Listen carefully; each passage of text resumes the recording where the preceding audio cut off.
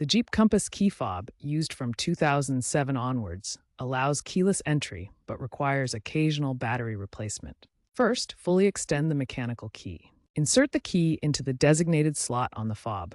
Gently twist the key while simultaneously prying the two halves of the fob apart.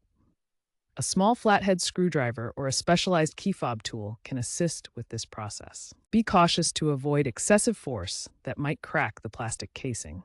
After opening, you'll see the CR2032 battery. Remove the old battery, noting the positive side. Replace it with a new one, ensuring correct polarity. Snap the fob back together. Test its functionality near your Jeep.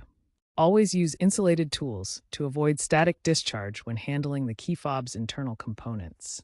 If the fob fails to work after battery replacement, ensure the battery is correctly installed or consider that reprogramming by a dealer might be required, although this is rare. Battery life typically ranges from 1 to 2 years, with potential issues arising from water damage or signal interference. Smart key fobs with wireless charging and longer battery life, up to 5 years, are becoming more common in newer models. Future trends point to battery-less fobs powered by energy harvesting technology.